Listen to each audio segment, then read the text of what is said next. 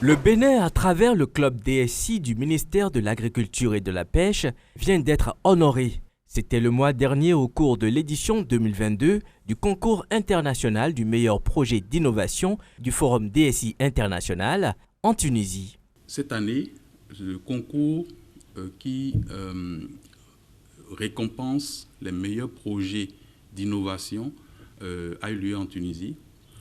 C'est un concours qui a rassemblé plusieurs dizaines donc, de participants.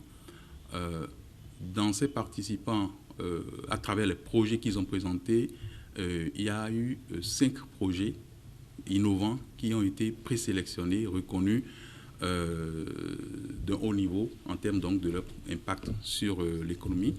De ces 5 projets, 3 ont été primés, ont reçu des prix. Et parmi ces 3 projets qui ont été primés, le projet du Bénin, présenté par M. Sobabé, a été reconnu comme le meilleur projet au niveau donc, de l'Afrique, au niveau donc, des 3 projets des meilleurs primés.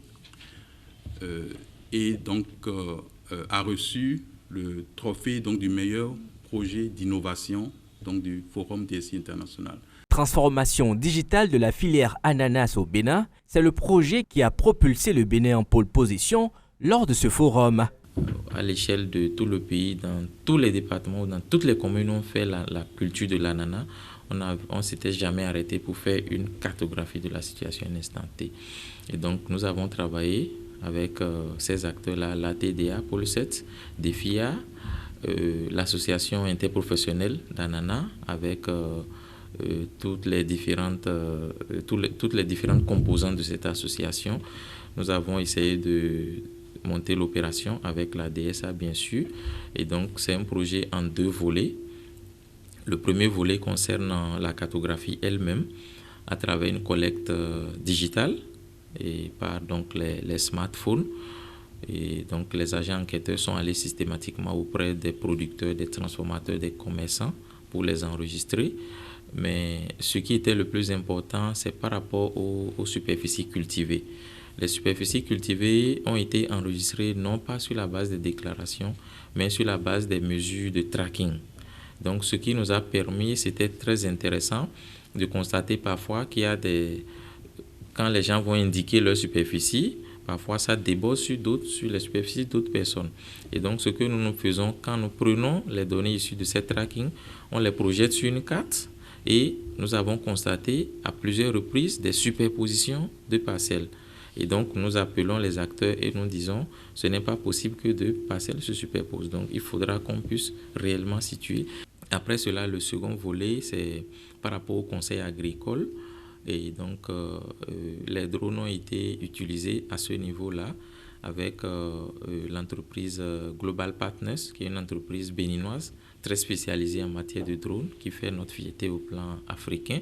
Donc, il nous a accompagnés à faire des vols de drones, à prendre des images des champs et à développer des algorithmes d'intelligence artificielle qui sont capables donc de pouvoir compter le nombre de fruits sur une image, de pouvoir détecter les zones où il y a des attaques parasitaires, de pouvoir détecter, comment appelle-t-on, les parcelles qui présentent des déficiences en matière hydrique.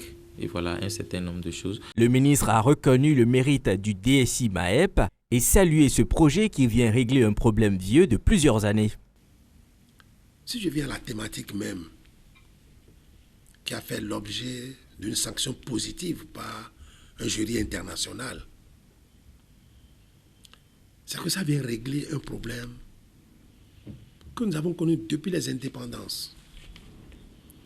Comment arrivons-nous à évaluer réellement les superficies emblavées sous toutes les cultures? Comment arrivons-nous à recenser de manière systématique les acteurs des chaînes de développement de nos filières avec un tracking, un géoréférencement de ce que chacun a eu à faire pour mieux les accompagner? Les accompagner, c'est quoi? Connaître d'abord l'acteur, la taille de ce qu'il est en train de faire comme activité et voir l'adéquation des moyens qu'il sollicite par rapport à ce qu'il est en train de faire pour voir s'il est éligible ou non à telle ou telle facilité. C'est pourquoi aujourd'hui, je suis tout fier de dire que l'agriculture intelligente est bel et bien au Bénin. Et que les Béninois eux-mêmes ont monté des projets qui permettent de soutenir la digitalisation des opérations techniques d'appréciation des performances. Voici donc un projet qui confirme que les réformes engagées par le gouvernement du président Talon dans le domaine du digital depuis son avènement en 2016 permettent réellement de révéler le Bénin à l'international.